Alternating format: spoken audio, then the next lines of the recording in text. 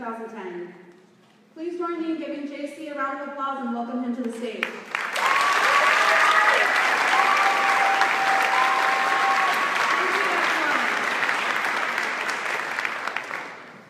Thank you very much. And I'm extremely excited to be here with you guys tonight. You guys excited? You know, history's taught us that there are two types of change-making moments. There are those moments where change happens and you don't really notice. It takes years before you realize that the change happened. And then there's moments where you know that change is happening. You feel the ground shaking under your feet. You know that you are witnessing something that's never happened before. We're in one of these moments now. We feel it. Can you guys feel it? Yeah! Guys, the two political parties, they veered way off course. They've abandoned the Jeffersonian ideals that made this a great country to begin with. The Republican Party, and I still consider them my party, I love the Republican Party, but they've gone way crazy on social issues. Trying to tell people who can get married, what people can do with their bodies. Even crazier, the party that once stood for free trade has now nominated a presidential candidate who wants to dismantle our free trade agreements. This would lead to economic catastrophe. It would lead to increase in prices of everyday goods. That's not even mentioning the fact that the Republicans have nominated a man who is unfit to be president. He doesn't have the knowledge. He is unqualified. And he's way too dangerous. Now, let's face it, the Democrats aren't a viable alternative either. I mean, they have a candidate who's been caught in lies over and over again, and now she's not even giving press conferences. She's alienated herself. She's like the team that's holding the ball, waiting for the clock to wind down, going, oh my God, I hope I win this in the end. It's no way to campaign. It's not what the public wants. I mean, all she's offering is more of the same. That's not what we need. Because the Democrats forgot that it's this self-reliance that America is all about. This minimal government interference, not just in our bedrooms, but in our workplace. Those are the values that made America great.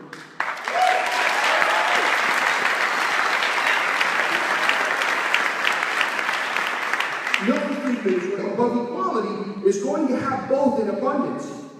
Now, all is not lost. Because the truth is, in 2016, it doesn't have to go down the way that the political pundits want. Because we're lucky. We are lucky that we have a team of candidates. And yes, they are a team. A team that believes that freedom is not just a word, but it's a way of life. Candidates that represent these principles of freedom that have always made America great and that can help take us into a much greater future. We have a team of candidates that believes that a woman's right to choose is just as important as her right to own a gun. Candidates believe that government should never grow too big. It shouldn't be reaching into your wallets to take your money, and it shouldn't be peering into your bedrooms to try to tell you how to live your life. More important, as committed as Johnson and Weld are to freedom, they're committed to getting things done in Washington and fixing this mess that we have. And that's why we need to send them to Washington. Gary Johnson and Bill Weld were two successful Republican governors of Democratic states. Think about that. Republican governors of Democratic states who were combined, they cut taxes 35 times. This was unheard of in the 90s. In Democratic states, it was unheard of, and they did it. Johnson and Weld will take this bipartisan spirit to Washington. They will take this can-do attitude, and they will do things that neither Clinton or Trump can do. Because we all know that Hillary Clinton and Donald Trump cannot get 60 votes in the Senate. Johnson and Weld will do that. They will bring together moderate Republicans and moderate Democrats. And they will do things.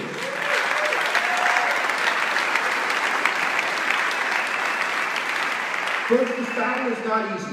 And this begins today. When we leave here today, we know that there's people out there that are saying, oh, you can't win. You guys can't win. Because all they know is this two-party system of acrimony. And we have to teach them better. We have to go out tonight and tell them that they're wrong. All these people who have told you guys tonight, because I get it all the time, oh, why are you supporting Gary Johnson? That's a wasted vote. They can't win. The truth is they are wrong. We can win. Not only can we win,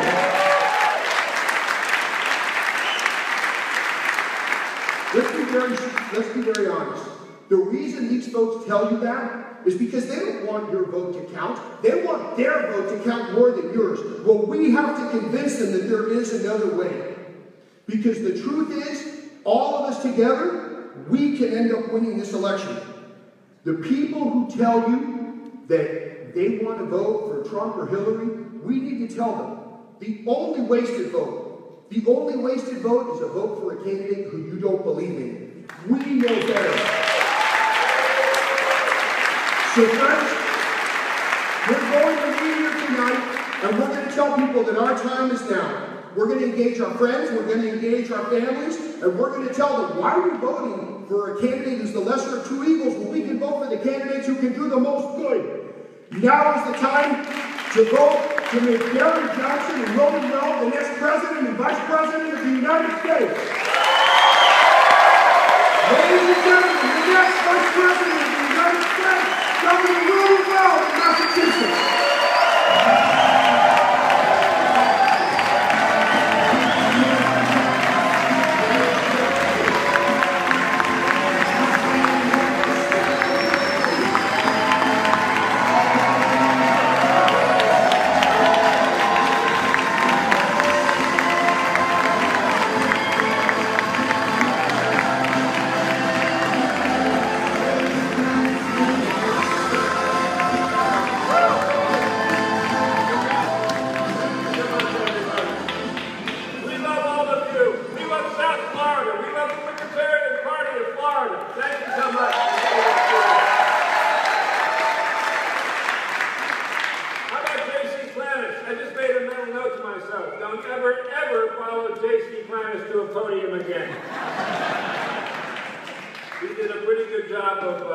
Summing things up. He's absolutely right. It's like the Carole King song, you can feel the earth shake beneath your feet. This is really a creature of the last 3 weeks or so.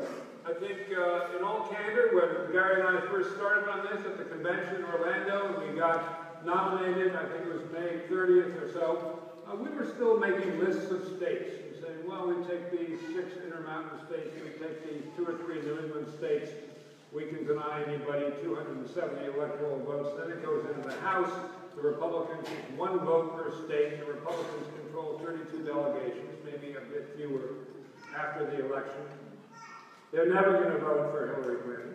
If we say, no, it's not Mr. Trump, and Gary's sitting on 6 to 10 states, or if Gary's sitting on 2 states and no one else has 270, then the math and the psychology kind of would point towards a president Gary Johnson. And that still could happen, but the situation has morphed, mostly in the last month or so. I'll just give you a detail. I told Gary when we first spoke about this that one thing I love doing was calling high-end donors for fundraising. And for about a month, you know, if I could chase down $5,000, I felt pretty good. 10, I felt really good. Then maybe 3 weeks ago, I started getting 25s and a 50, and the last couple of weeks, you know, the average high-end call is $100,000 or $250,000.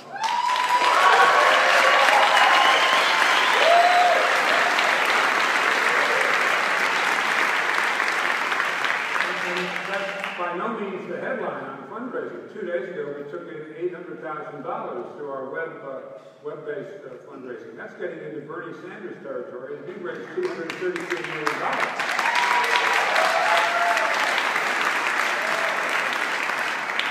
So there is a prairie fire here, and people are tumbling to the fact, as J.C. pointed out, that the 2 resident monopoly parties have not exactly covered themselves with glory in the last 15 years or so. I think it goes all the way back to the election of 1994, when the hyper-partisanhood in Washington began, and the hyper-gerrymandering, which produced hyper-members of Congress who couldn't even think anymore. They were so scared of losing their seats in a primary, so they edged further and further to the edge of their party and became less and less reasonable.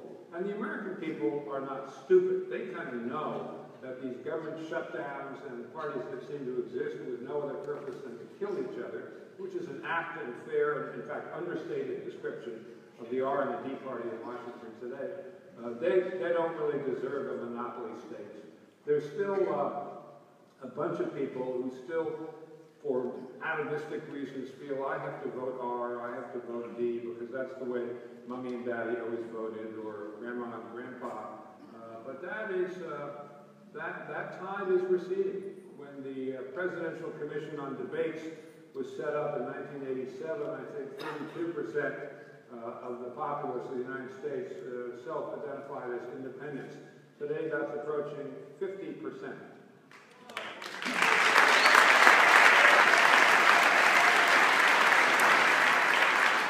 So, aside from the fact that both major parties are calcified, they're kind of out of new ideas, they professedly want to shoot down the other party as opposed to do the people's business. Even apart from that, there's a structural reason for opening up the door on these debates and letting in a little bit of air when half of the voters in the country don't identify as a member of either of those two parties. So there's policy arguments in addition to our reaching the 15% figure, which the Commission has set down somewhat arbitrarily as a threshold for admission to the debates. There's two ways for us to get into those debates. I think we're probably looking at a 30-day time frame there for us to achieve that. Gary, who not so long ago was polling at 5%, is now polling at 10, 11, 12, 13%, which is a Herculean.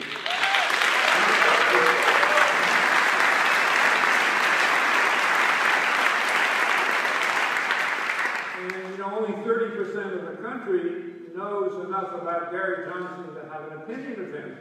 And those that do know him like him. Okay? We don't have the unlikes that the other two candidates have. So, now, we both know we've had our last day off between now and November 8th, and as we cascade back and forth around the country, we're going to become better known. We're going to start to spend money, reasonably serious money, and the PACs who are supporting us, the super PACs, are going to spend reasonably serious money, getting us better known. And when Gary's name rep gets to 50%, and Trump and Clinton, for obvious reasons, are already at 100%, when Gary gets to 50%, his faves and the people who mention him as their choice is going to be, I would think, 20 at a minimum.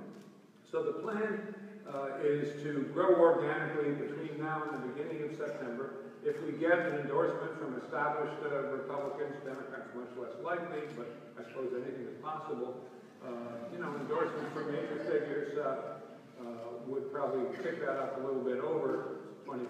I don't think it's necessary. I think we can do it with our supporters and get there by ourselves, and it's going to be a red letter day when that happens. On the day when the debate commission says, okay, you guys are good enough, and either you got 17% or there are these policy reasons to hear from a third way that represents a combination of positions that neither party does. No one's going to accuse the Democrats of being fiscally responsible. No one's going to accuse the Republicans of being socially inclusive or even tolerant.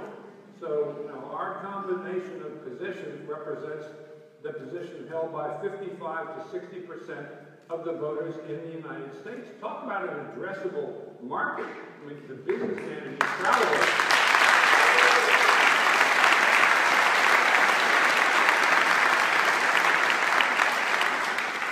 So the premise in the plan is, on the day that the Commission announces that we're in the debates, of course, the national media, that's catnip for them.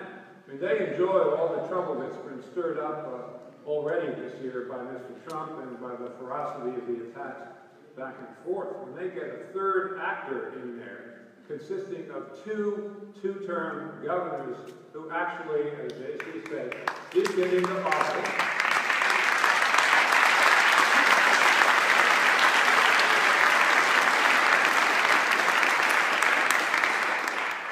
Made changes, and they were good changes because they were kicking the state in the direction of fiscal prudence and responsibility, and lowering the unemployment rate, and cutting taxes, and cutting spending, and all of those things that resulted in greater prosperity for the state. You know, two folks who did that, who were Republicans in blue states succeeding Democratic governors and changed their states, and anyone who knows anything about Massachusetts or New Mexico in the 90s knows that that's an accurate description.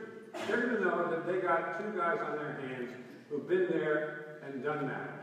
And that's a powerful ticket. And the fact that we're good friends back then and good friends now doesn't hurt one little bit. It's not an artificial ticket. That helps.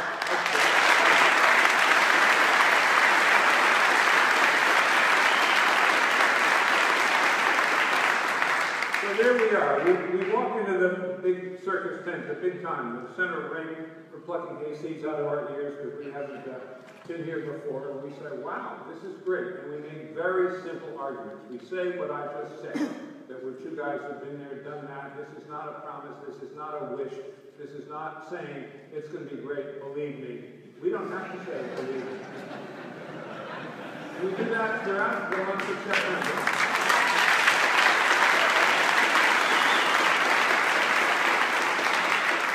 And it's between the unpopularity of the Democratic nominee and the unpopularity of the Republican nominee, which is over 60% in almost every poll. If we can't pick up 5% more in the month of September, I'd be very surprised. I suspect it will be closer to 10.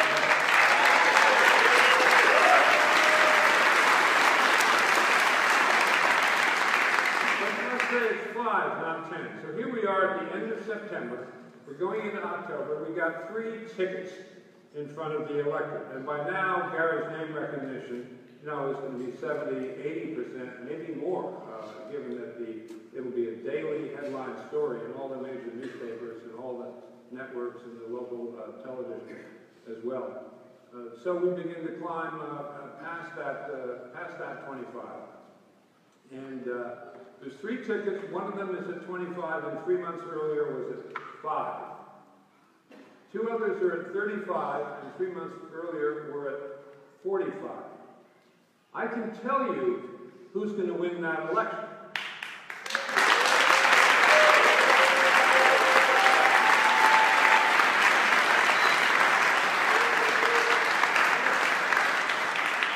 Because saturation media coverage in the month of October and the first week of November is going to beggar everything that went before it. It's truly going to be the laser-like focus on the 3 tickets, what they got to offer, what the strong points are, what the weak points are, and, you know, we don't do too badly there. Beyond that is the technical point that if any pro in the political world could choose for the last month of an election between money, organization, and momentum, every pro I know worthy of the name would choose momentum.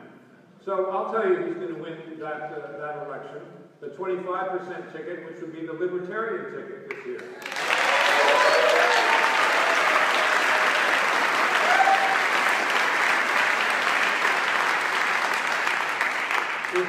It really is tremendous for us, more exciting than I can tell you, to feel this doubling of support every X days period. But it's continuing to happen. I think the momentum is irreversible at this point. I think we all are a little bit of a part of history already, even to this point. And if things continue as Gary and I plan and believe they will, we're going to be quite a substantial part of history together. And that would be a great day.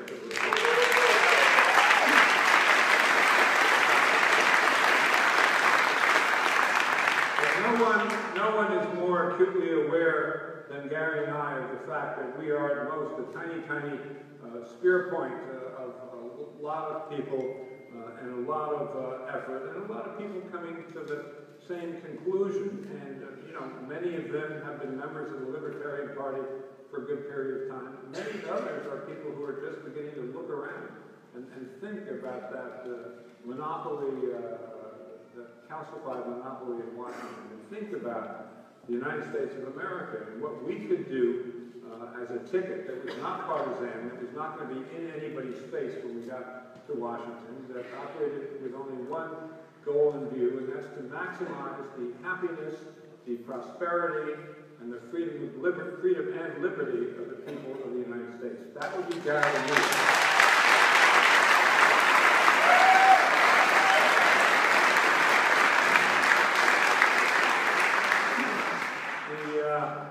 The one person who's made this possible above all is a real soldier. He's a world-class athlete, but he's also a soldier, and he's run this with two-party nominees with a 50-60% unfavorability rating. He didn't have an old friend to stand by his side and double-barrel the narrative, so to speak. But it doesn't make him any less of a hero for having run that race when the odds were long, and it cannot have been as satisfying as it might have been. And I'm just so pleased that fortune this year is smiling on my good friend and the next president of the United States of America, Gary Johnson.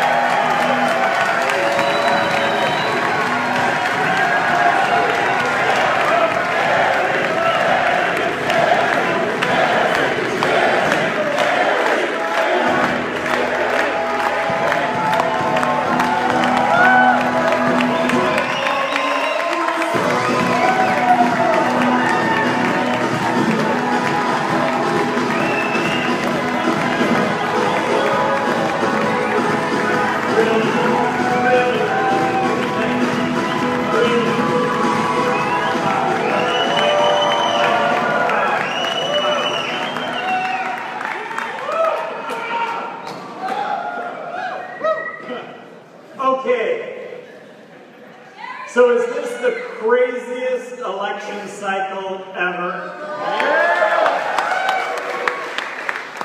And you know how crazy it is? I'm going to be the next president of the United States.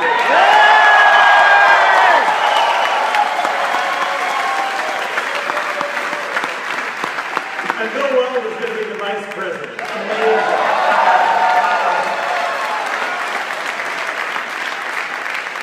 Brainy Bill, when I was governor of New Mexico, went to these governors' conferences, and the first thing that everybody points out is, you know who the smartest guy in the room is? Well, it's Bill Weld. So the fact that Bill Weld is running with me in this is just extraordinary. It's beyond my wildest dreams. And as Bill said, or let me say, we're planning to do this as a partnership, a really unique partnership. I think we each have strengths that allow the American people here to have two for the price of one. And very basically, libertarians. I think the majority of people in this country are libertarian. It's just that they don't know it.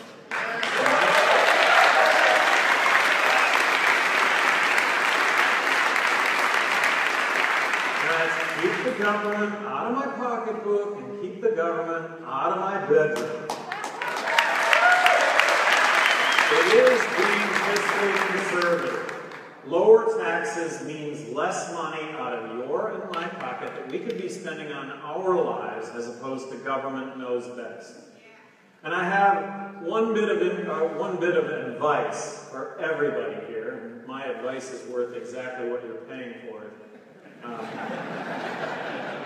But whatever it is that you're doing in life, apply it entrepreneurially.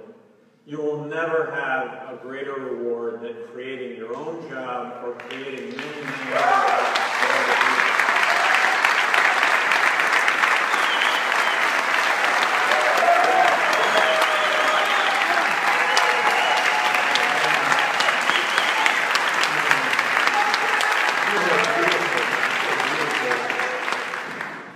And government can play a role in this to reduce barriers. I mean, the economics of the future is the sharing economy, and it's exciting.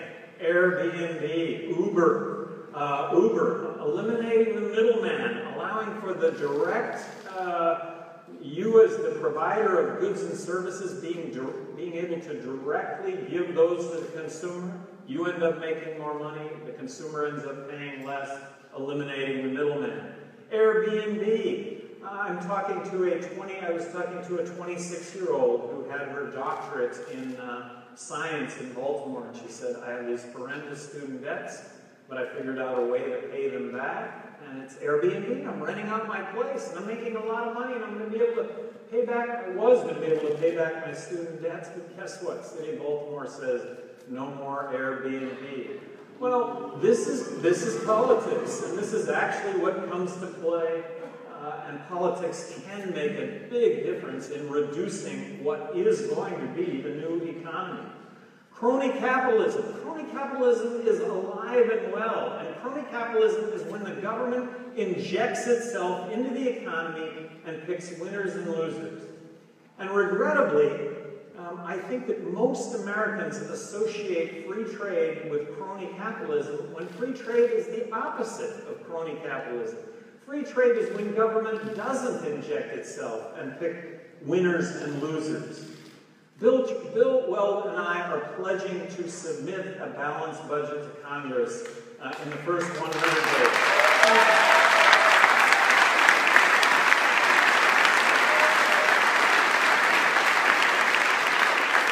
A balanced budget is about the future. The balanced budget is being able to provide for all of us, for our kids, for our grandkids, into the future. So that means reforming the entitlements, Medicaid and Medicare, still providing a safety net, but addressing these issues that have us basically spending or printing money for 20 cents out of every dollar that we're currently spending. And it's not about cutting Social Security, but it's about reforming Social Security also, so that it's going to be around in the future. And that's going to be raising the retirement age.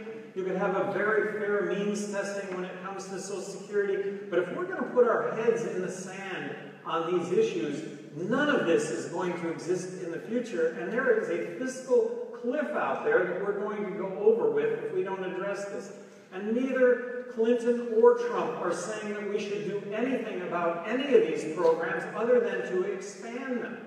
This is just not going to work. Taxes. Count on the certainty of Johnson and Weld that taxes are not going to go up. Count on the certainty that we will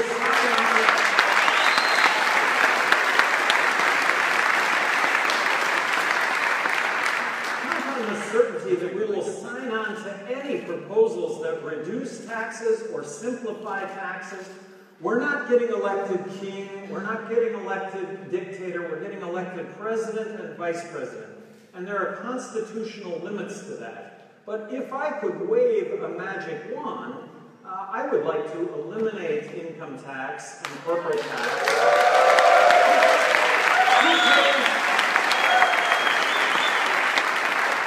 Who pays for corporate tax? Well, you and I pay for corporate tax. We could replace all of it with one federal consumption tax. If we had one federal consumption tax, there would be tens of millions of jobs created in this country for no other reason. Why would you start up or grow a business anywhere in the world other than the United States?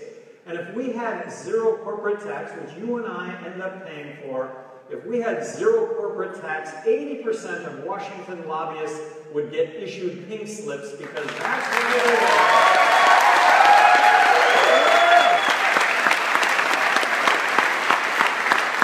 They're there because of capitalism, taking advantage of the system. The system is for sale, and it's being sold, and we're not going to sell it. This is going to be about equal opportunity for everybody.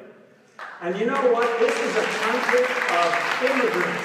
We should be embracing immigration in this country.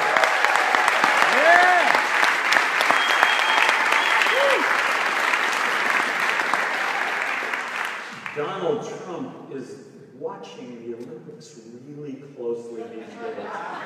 How high did the Mexican pole vaulters go?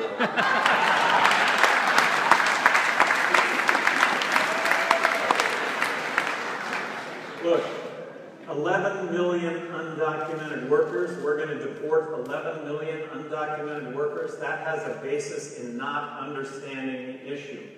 The issue that are taking jobs that U.S. citizens want don't want. And if it were you and I, and it were our families, and we couldn't get across the border to get jobs that existed, you know what? We would sneak our way across the border. That's what we would do. So we should make it as easy as possible for somebody that wants to come into this country and work to be able to get a work visa. And a work visa should entail a background check and a Social Security card that taxes with paid.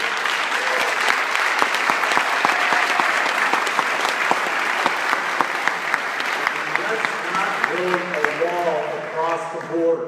If we build a wall across the border, the president of Mexico is going to stand outside that wall and he's going to say, "Take that wall down, Mr. or Mrs. President, take that wall down," and that president of Mexico is going to be on the right side of history because that wall should not be built.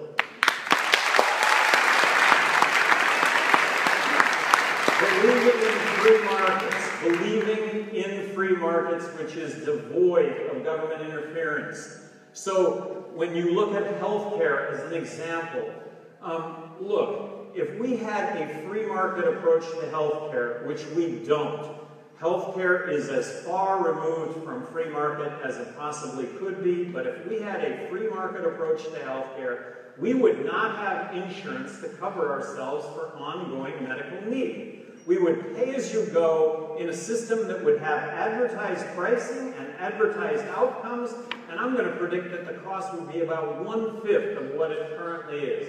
We would have stitches R Us. We'd have stitches R Us. We'd have gallbladders R Us. We'd have X-rays R Us. Advertised pricing, advertised outcomes.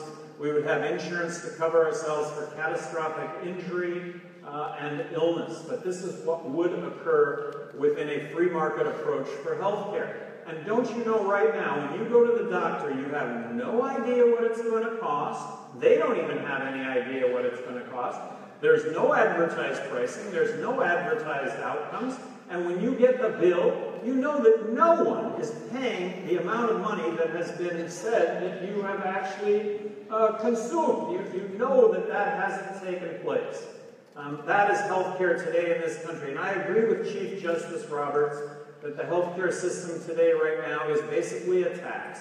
My health insurance premiums have quadrupled, and I haven't been to see a doctor for 3 years. But that's the tax that I am now accepting. I believe in term limits. I believe that if term limits exist,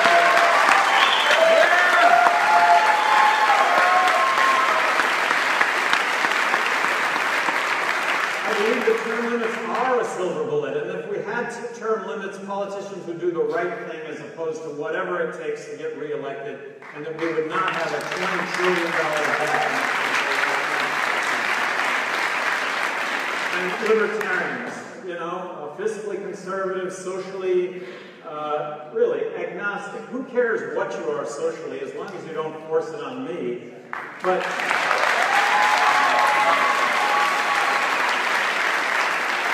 genuinely believing in marriage equality, believing that in choice, abortion, how can there be a more difficult issue in anyone's life and by anyone, the woman involved? Who but the woman involved should be making that choice? No one but the woman involved should be making that choice.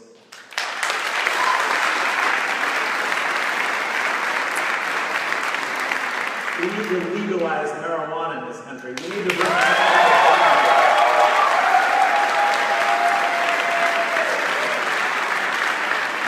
We have the highest incarceration rate of any country in the world. I refuse to believe that we are any less law-abiding in this country than any other country in the world. It's because of mandatory sentencing. It's because of mandatory sentencing. It's because of the drug war.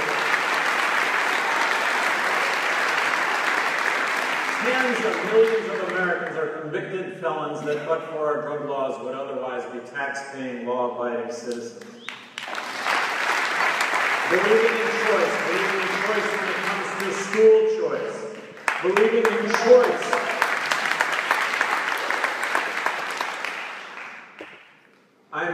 I used to support the death penalty until I found out that there was a 4% error rate when it comes to the death penalty. I don't want to put one innocent person to death to punish 999 individuals, much less put 4 people who are innocent to death to punish 96 that are guilty. It's flawed public policy. Let's do away with the death penalty. Guns. Absolutely support the Second Amendment, but that said, look.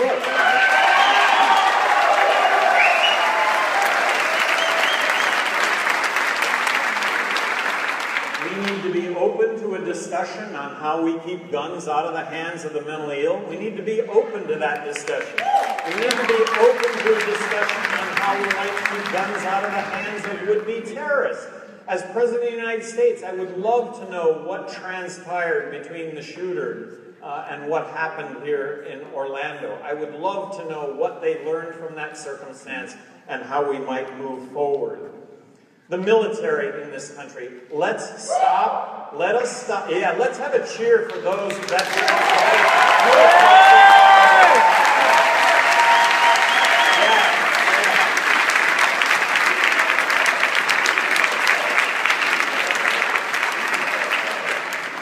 One of the most heartening things that has happened in this entire campaign was a poll taken a couple of weeks ago by active military personnel on who they supported for President of the United States. Johnson Weld, 39%.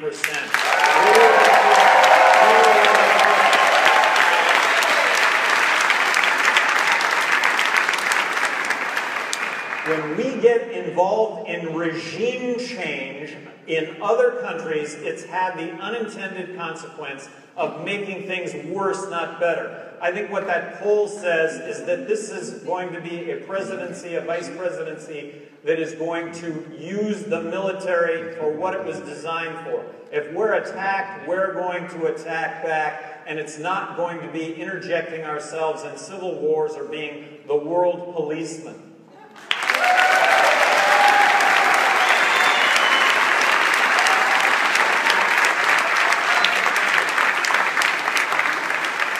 We need to have an invincible national defense. If we're attacked, we're going to attack back. And you can argue that we've been attacked, and I will say that we've been attacked. There is terrorism. ISIS exists.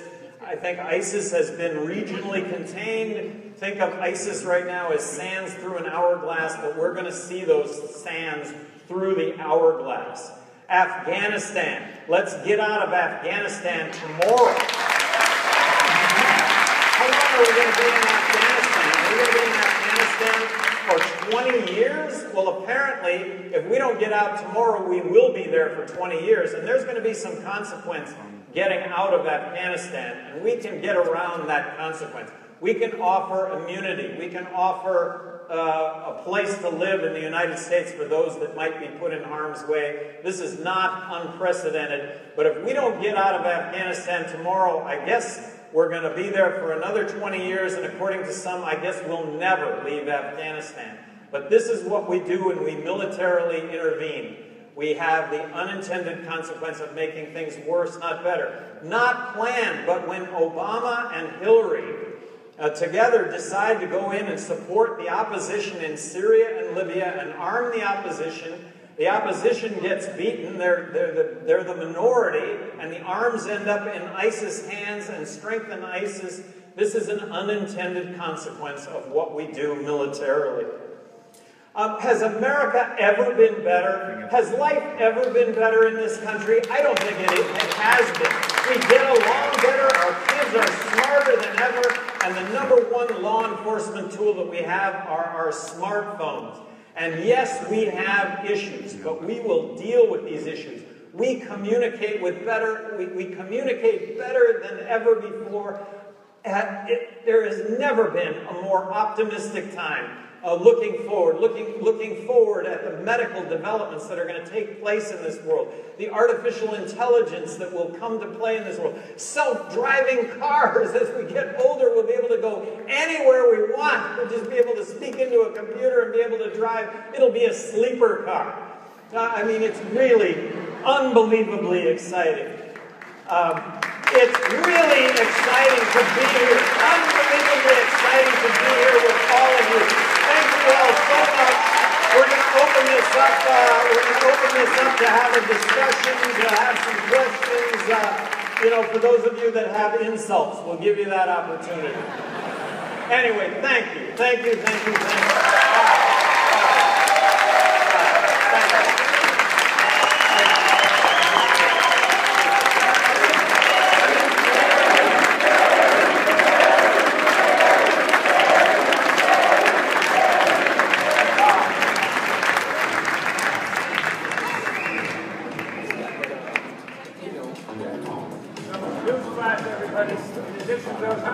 Outside who couldn't get in. We have 4,000 people watching online right now.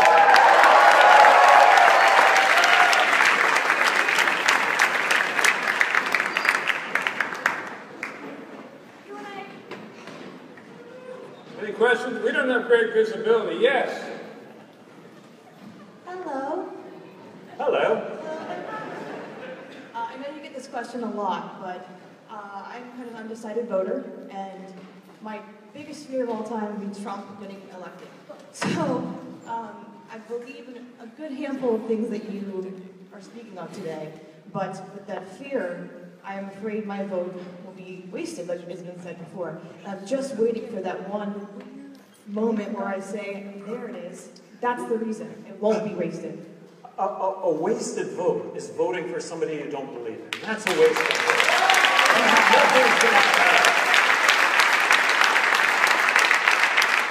Nothing is going to change if we don't vote to change it. And look, we're going to occupy the big 6-lane highway down the middle here. Trump gets elected, Clinton gets elected. Come on, isn't the polarity that exists currently, isn't it going to be worse than ever? How about the notion of a couple of libertarians getting elected, former Republican governors, 2 terms, Democrat states hiring a very nonpartisan administration, Democrats, Republicans, all libertarian-leaning, reaching out to both sides to come to the middle. I think that third scenario really bears some looking at. And I think come November, I think a lot of people are going to consider that a wasted vote is going to be a vote for either Trump or Clinton. We're really...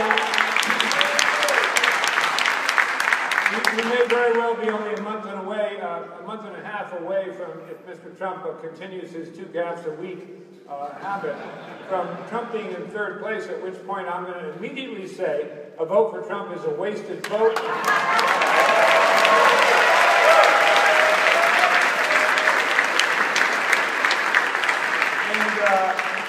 And if you don't vote for us, you're voting for a massive tax increase and a massive increase in the deficit. That doesn't sound too appealing.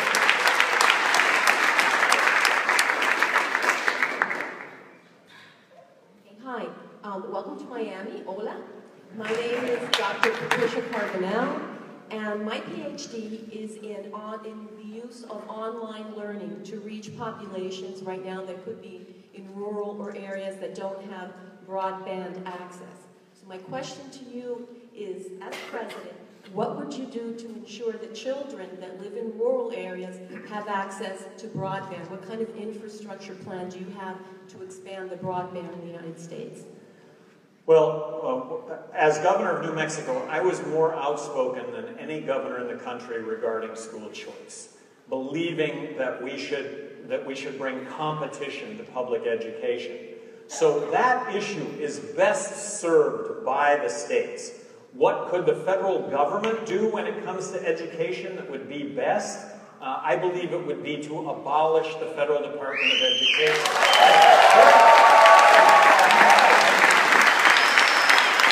This is a dollars and cents argument that you need to make to people. Look, Florida gives Washington 13 cents. Then Florida gets back 11 cents. How do you like that bureaucratic wash and dry cycle? And then not only that, but Washington says, here's what you have to do to receive the 11 cents that we just gave you, well, they didn't really give it to you. You gave it to them. They gave it back with less. And it costs you 15 cents to comply with it. So the state of Florida and all states take it on the chin to the tune of about 6 cents out of every school dollar that every state spends. If Florida took that 6 cents and applied it to broadband, I'm telling you, Florida knows best how to spend that money. And if it happens to be broadband, that's how it's spent.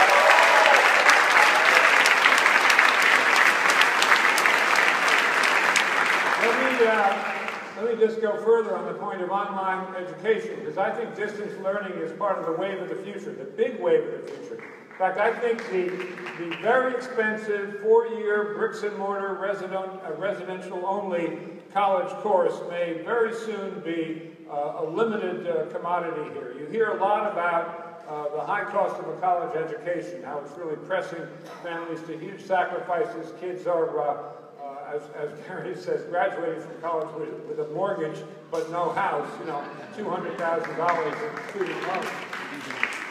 And it's that 4-year bricks and mortar ivy-clad institution that's producing that $200,000 in debt. The cost of a college degree through online learning.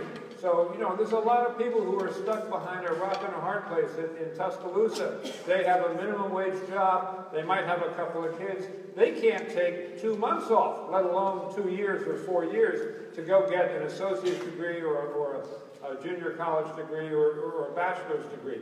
But a lot of studies have shown that people who are highly motivated to learn, to get the credential that is going to up their salary, they retain as well from online education as they do through social learning. It's a little counterintuitive because most of us experienced social learning, but I can tell you from personal experience that construction trades are being taught through online education now, and that's very counterintuitive, but it absolutely works. So, and the bureaucracy in the Department of Education doesn't like online learning, of course, because it's harder for them to control it. But the proof of the pudding is in the eating, and I think it's the way.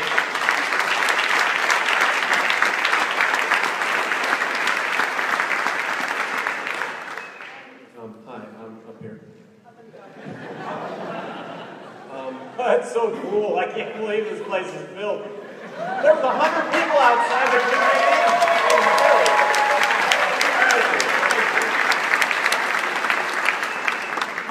in. Okay, so I'm all for the idea of smaller government and a much freer market of commodities and ideas.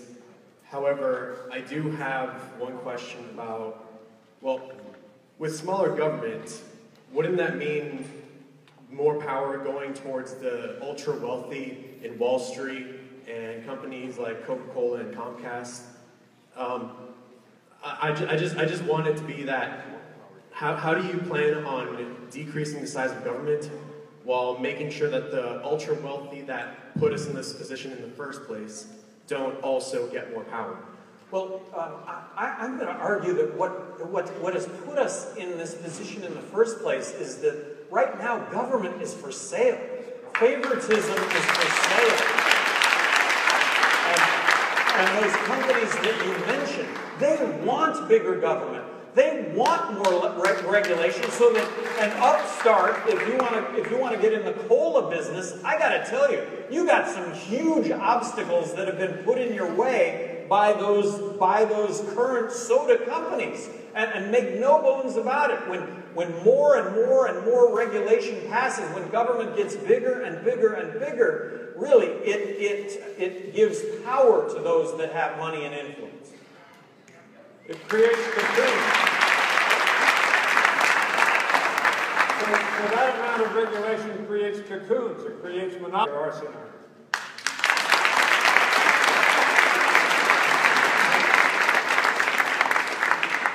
Hey y'all, how are y'all doing this evening? Wonderful, thank you. Good. Y'all both look very dapper. I'm loving your seersucker and sneakers, Gary. I love that not dress. Not a fashion question. As a Regent graduate, I'm really wondering how y'all plan to make higher education more affordable. Okay, so the main, and this is crony capitalism. This is government at work. What is the main reason for the high cost of college tuition? It's guaranteed government student loans. That's the reason why college tuition is the way it is. If guaranteed government student loans never existed, I guarantee you that college tuition today would be half of what it is today. But that's the government interference.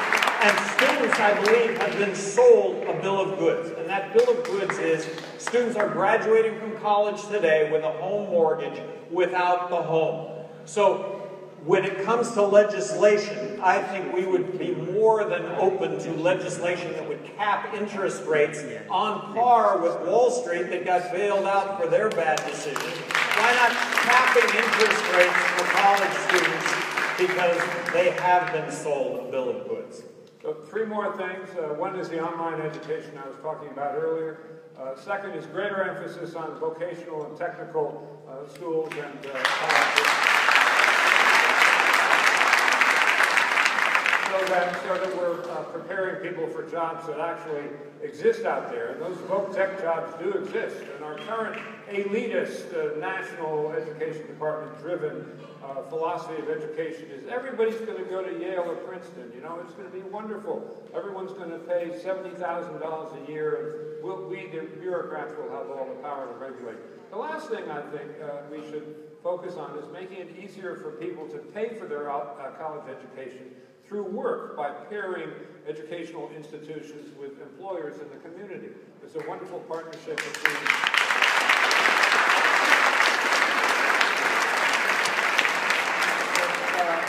an example from my state, University of Mass at Lowell, which is not the flagship campus of the university system, but it's probably the flagship technical campus. They have a partnership with Raytheon, which is a very high-tech employer on the North Shore of Massachusetts, and the kids intern there for 15 hours a week while they're students, and then at the end of their 4 years at UMass Lowell, they have a guaranteed good-paying job waiting, and they don't have any student debt.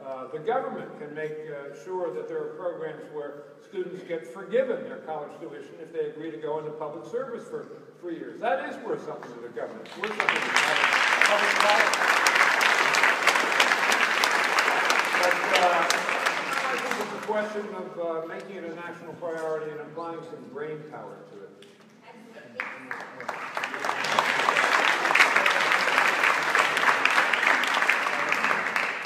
Governors, I believe, if I'm not mistaken, you've raised more in the last 2 weeks than you did in all of 2012. We raised twice as much. We've raised 3 times as much money as all of them.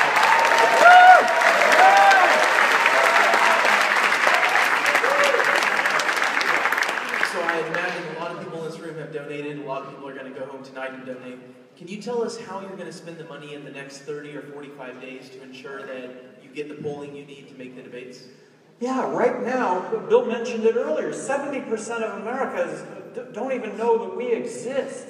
And when you consider that 30% know we exist, and the 30% just know the name, that's all. They don't even really... So the point is for those that do know who we are and what we represent, there's a huge amount of support. So that money is going to go a long way toward that name familiarity.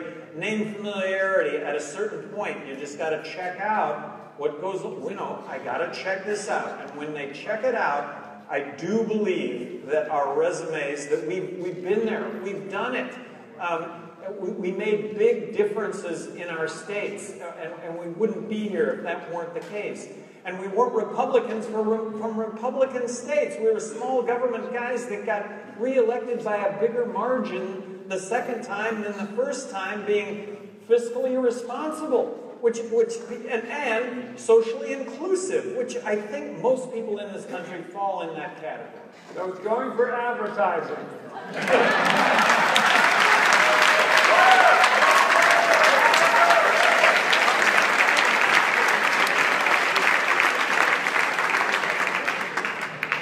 The pitch I'd really like to make is, Bill called me Honest Gary, so my comeback is Brainy Bill. That's good.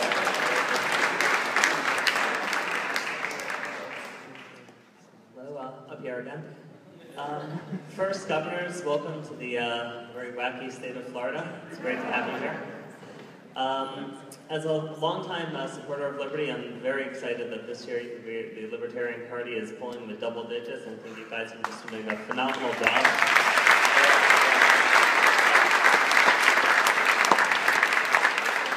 And I was just wondering if you had any suggestions about things that that we could do, people who really believe in you know the cause and the ideas that you're putting out there to help get you over the 15% and get you into the debates. If you have some practical suggestions for us. Push social media. Push it. Right now we're pushing 25 million, but that's you that's pushed the 25 million, and it's very concrete. It's something that all of us engage in. Continue to do it if you're not doing it. Just push our stuff that's out there.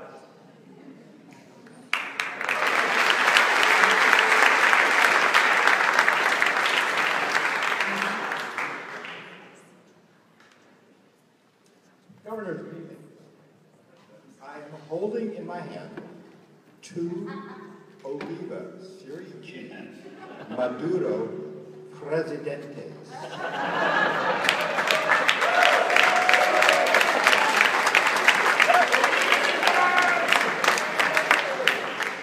When you reach that arbitrary 15% threshold, and you'll notice I said when, I would like the 2 of you to smoke these cigars. Because when we get into the presidential and vice presidential debates, you are going to smoke those opponents.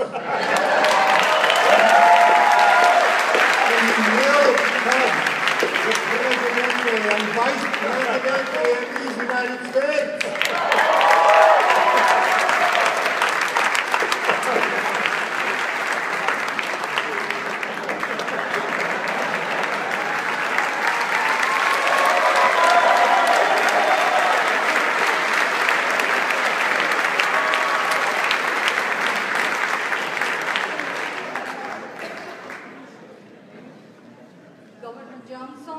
Bienvenido a Miami.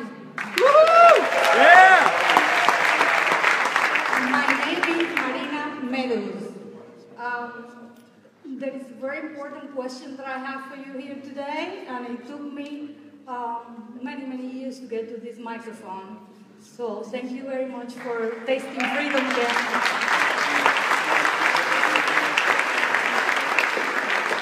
As a president, and regarding whistleblowers exposing corruption, like I did myself, I spoke the truth, I spoke corruption, and so many of those are hunted, are tortured, are silenced, and having nowhere to turn. How would you plan? Mr. Planas knows about my struggle, as well as Bill Walsifer and Adrian Will. We were in the ballot together in 2014. So please, if you can speak about that, because it's a very important question that nobody is speaking about. I would like to familiarize myself with exactly what you're talking about, and Bill has dealt with corruption, made a name for himself dealing with corruption. So that's why I'm standing here. I had 111 public corruption prosecutions when I was in the Justice Department.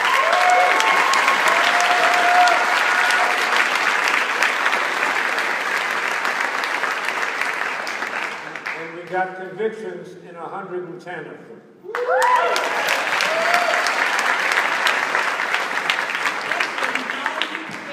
What will you implement for the whistleblowers to be protected? One of the programs that I had when I was governor of New Mexico, which other governors actually adopted because I expressed it to be so effective, is I had an open door after 4 policy in New Mexico where anyone in the state could come and see me the 3rd Thursday of every month, starting at 4 o'clock in the afternoon on 5-minute increments until 10 in the evening. I found so much incredibly valuable information as a result of that. So I'm planning an open door after 4 whistleblower corruption thing as president of the United States.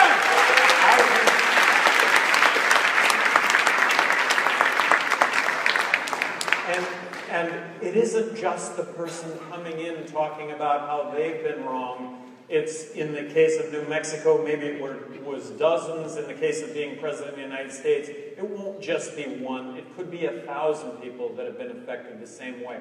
So I do see an instrument to actually implement, to be able to address very specifically whistleblower, waste, fraud, abuse.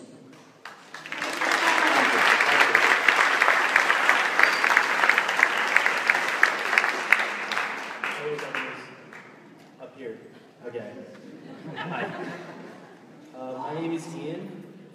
This is my first sort of exposure to libertarian side of politics. I have a lot of libertarian friends, and I guess their biggest role model, and I guess maybe your biggest role model, might be Ron Paul.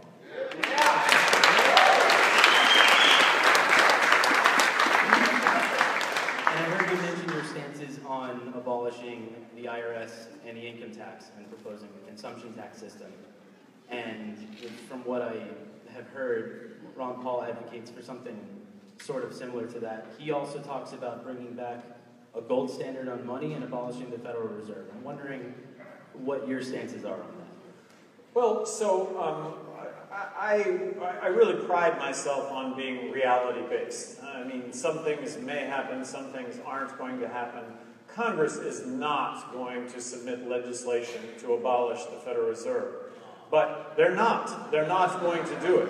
But legislation that would audit the Federal Reserve, or if in fact that can be ordered administratively, returning the Federal Reserve to its mandate of fighting inflation in lieu of the dual mandate of inflation and full employment. I think those two are counterintuitive. And then I would love to put a segment of my own money into commodity-based currency. So signing on to legislation that would create competing currency, I think is an exciting concept. I don't think the government is capable of achieving that, but the private sector could, and I would certainly devote some of my assets, my own personal assets, to that.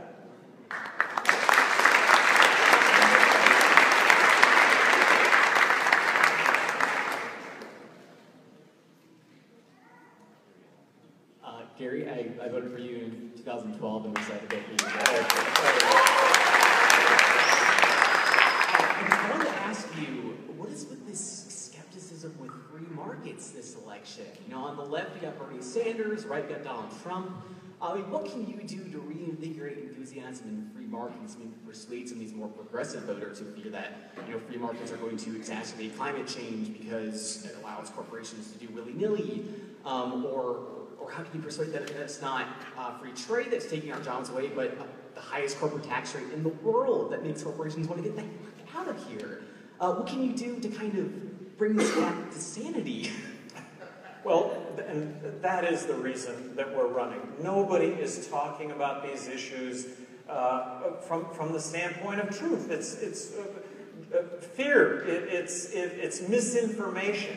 And do we end up making a difference at the end of the day? Well, I hope so, but we are that voice. We are that voice.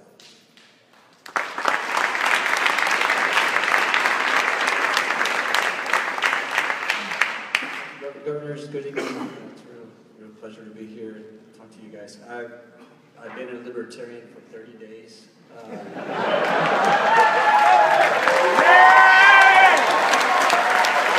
I was actually a closet libertarian for a long time. I didn't know I was a libertarian.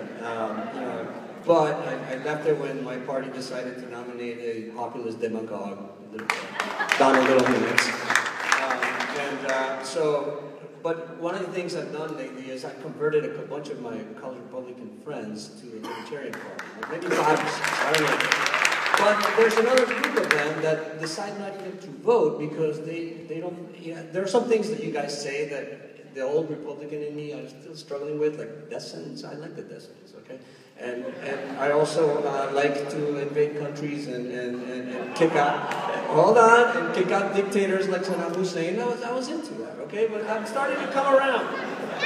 The only thing that kind of worries some of these guys is that keeps them on the fence is the fact that you guys seem to be completely hands-off when it comes to intervening. So, for example, I need you guys to tell us, what are you going to do about ISIS? I hate those guys. I really want to bomb the crap out of them.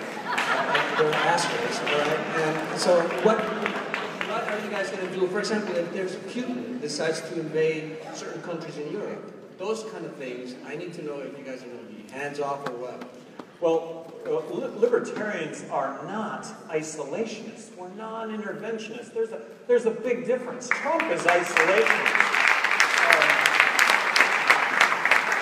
Bill was talking about Putin and Syria today. You know, there's a real opportunity there with Russia to bring an end to that. I think there's a real opportunity to bring an end to the threat in North Korea by joining with China to address that issue. The fact that ISIS exists is the unintended consequence of our going in and supporting regime change. Now, okay, so this is the cards we've been dealt, but there's a reason why it's there in the first place. So we're not going to, I'd like to think we're not going to create any of these situations in our tenure occupying this office. But yes, ISIS does exist, and we will see that job through.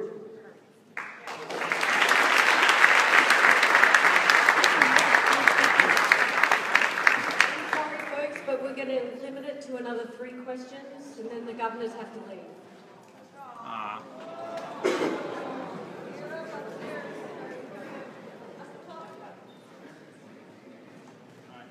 Hello, Governor. So the illegality of drugs has led to lots of destruction and devastation around the entire world. In South America, we have gangs and increasing violence from around the 70s on, when President Nixon declared a war on drugs, setting the example for the rest of the world. The illegality of opium and heroin has caused terrorism to flourish in the Middle East, Afghanistan being one of the largest exporters of opium. In general, libertarians believe that people should be left alone and left to do what they want with their own bodies, and as long as they're not hurting anybody else. So my question is, why don't you talk more about legalizing all drugs as a solution to many of the problems which all parties consider, such as racism? You know, 1/3 of black fathers are in jail due to the illegality of marijuana itself. So in 1999, I was the highest elected official in the United States to call for the legalization of marijuana. And what I'm about to tell you, I said in 1999, and I have also said to you that I'm reality-based. I genuinely believe that when this country legalizes marijuana, which I believe is going to happen, is that we will take a quantum leap forward in understanding the drug issue and prohibition, and that quantum leap is going to start by looking at the drug problem first as a health issue rather than a criminal justice issue.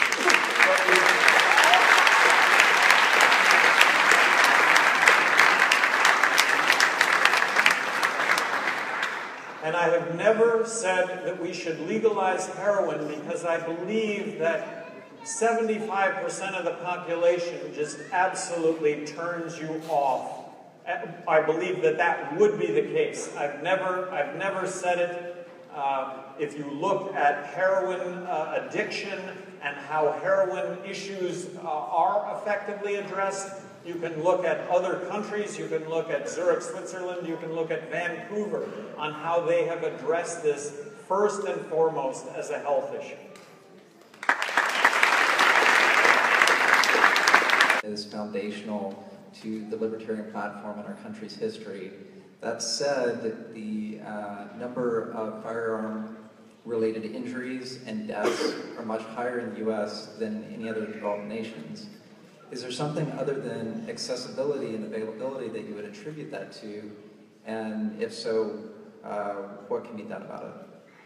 Well, not to get into the weeds on statistics, but actually there's a lot more guns available in Canada, I believe, than anywhere else. Switzerland, there is a higher gun ownership also and lower incidence. So I hate to cite statistics. It is an amendment it is a constitutional right.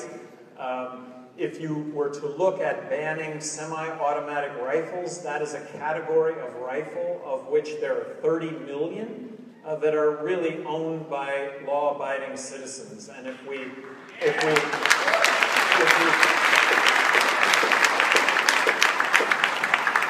my opinion, if there were a ban on those kinds of weapons, we would create an entirely new class of criminals that currently don't exist, and those criminals would be everybody.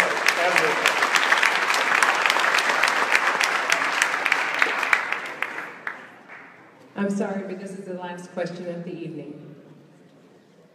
Good evening, gentlemen. My name is U.S.Terros, and I served in the United States Marine Corps from 2005